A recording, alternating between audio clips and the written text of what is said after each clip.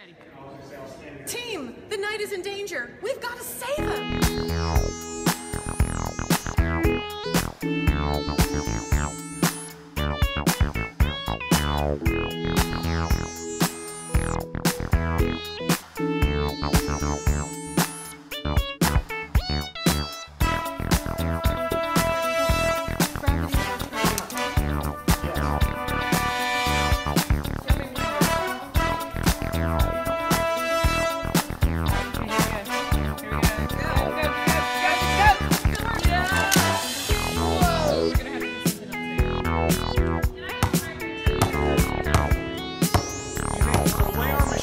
Definitely going to work on the first try. Is Dr. Argent's going to roll the basketball down the table. It's going to hit this book, which is going to fall into the power strip to turn on this. From there, that's fine. When the fan turns on, it's going to inflate this bag that's attached to a car. It's going to run into the ball, so the ball can go down the ramp, run into the dump truck, which is going to knock the ball down the stack of books, create a domino effect with these books, turn on the power switch, which will start the rotisserie, rotate the wrench to pull in the twine. It will release this wedge to release the fire engine, which will run into the bat, knock the bat down the stairwell, and release the knight. Because it's all the way to there.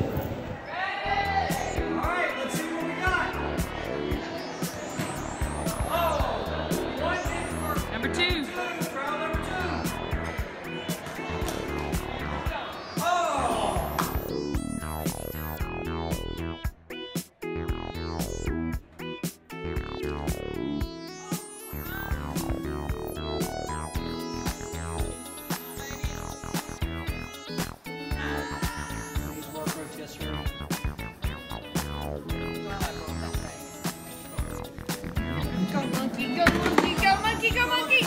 Ah! No! Go monkey, go. It's in the book's in the way of the No! Can we adjust it? No. Idaho High School admin team, Sans David, our Rube Goldberg machine. So what we have done is we have created a machine that is going to release the knight.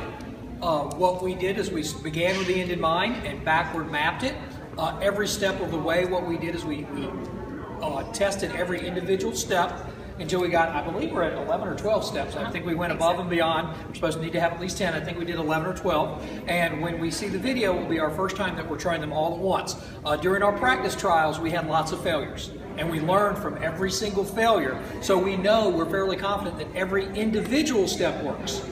Now, we don't know once we put it all together, but if we fail with all of them together, we're just going to make tweaks and adjustments. Guys, anybody want to add anything? It was definitely a team effort. You can see different roles. People took leadership roles, some people support roles, get materials, come up with ideas, so it definitely was a team effort to put this together. Ms. Stevenson, why don't you talk a little bit about what happened when we had disagreements? How did we handle that? Well, when we weren't sure about how something would work, in this case, I think we just both, we tried different approaches to see which one would work better. I think probably one of the most successful components is somebody would come up with an idea and it wouldn't quite work, but then someone would have a tweak to it that would make it work. And then another person would say, well, that's not quite working, but then let's do this. So I love the building upon the ideas, I guess you could call that collaboration. Mr. Taylor, what do you think about how did we use people's strengths and weaknesses?